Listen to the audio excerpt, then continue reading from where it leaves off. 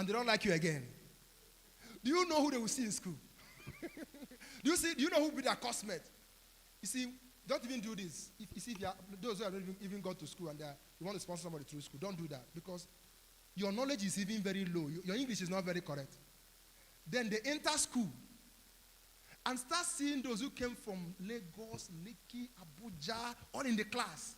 And English is fighting each other. The intellectual quotient in the class is high. And they think of you in the village. Will I go back there?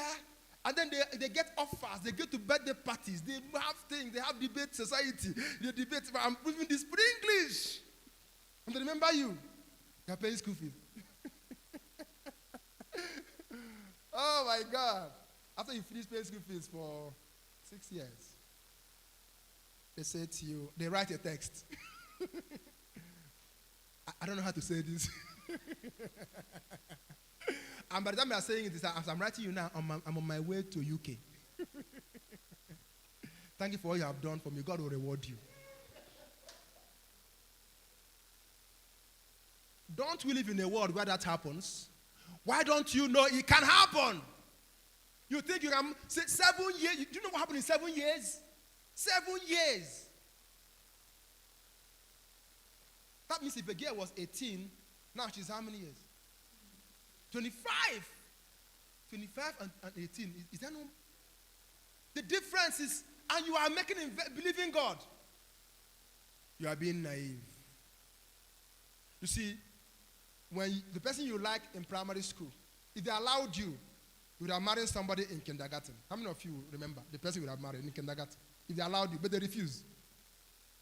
You came out of kindergarten and went to primary school, and there was another person. Not the other person, another person. You came out, went to secondary school, another person. University, another person. Travel to Abuja, another person. You know what's happening? You don't make a commitment until you are at the place when you are going to execute the commitment. Life changes. So don't be naive about life. Don't be naive about life. Tragedy happens. Tragedy happens. Haven't you heard about girls that got pregnant and the boy denied them? So I'm going to marry you. You are the sugar in my tea. Leave that thing now. The thing they are telling you, they told the last person. If you leave me, I will die. That's what they told the other person. And the person did not leave. It was them that left. And nobody died. Jacob will suffer.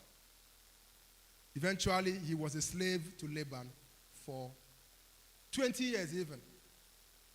He served 14 years for Rachel. And yet, Rachel was not even the big deal. She wasn't a big deal. It was Leah that gave birth to the first son, second son, third son, fourth son. Leah. It was Leah that gave birth to Judah and gave birth to Levi. Leah. So all the investment that he made, wasted all his life pursuing somebody, was not even worth it. If you don't control yourself, hold yourself, and say, I'm not ready. I know my body is shaking. I know I feel like doing something, but I'm not ready, so let me put myself together. If you open that floodgate, you will set yourself up for things that you didn't know were coming to happen. The deception that will happen.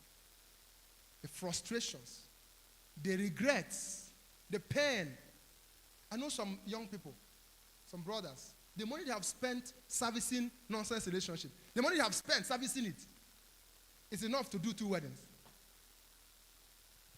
Every week, recharge card. In fact, they call you. How can you be calling somebody 3 times a day? What are you doing?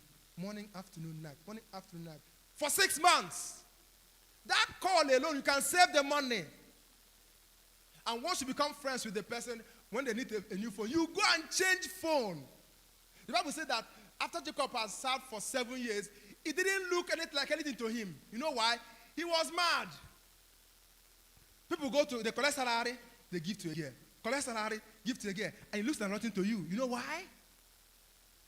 You're not thinking. There's no house, there's no savings, there's no investment. There's a girlfriend without commitment. You're not ready. People do that and they do up to 5. Heartbreak 1, heartbreak 2, heartbreak 3, heartbreak 4, heartbreak 5. In one lifetime. The energy, the investment, the time. Put yourself together and say, in Jesus' name, I'm not ready and we're not doing this thing. And if you are doing now, stop doing. If I don't know where I'm going, I'm not ready. Well, I'm not ready now. You see, when you do that, when the time comes and you get involved with somebody and you are set, you build a strong foundation for the life that God has in mind for you. And you will not look back over your life and have regrets. There are people, they cannot advise their children with their own lives. They can't do it. They will, or otherwise they will lie. You see, my son, when I was in school, I was coming first every time. Every time I was coming first. Daddy, I saw your report card under the table.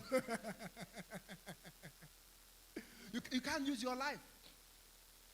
As a mother, you see, these are the goals you should set for yourself. I want to live in such a way I can use my life without lying to instruct my children.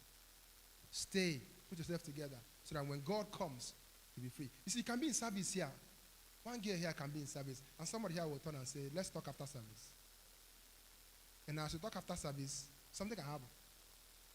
But if you are committed to somebody in Dubai who has been there for 5 years, you can't do it. You say, hey, you want to talk to me? Okay. Let us see. You can't talk. You are bound, and you can't say. There's a rope on your neck. So make up your mind to set yourself free so you are not frustrated. In Jesus' name. Are you blessed today? Celebrate Jesus.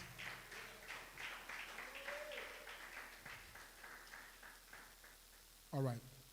So what we do is that we ask questions in church, you know, because we're just a few of us, so we have the time for that. I don't know if you have any question, anybody. Ask for yourself or ask for your friend. All right, hero.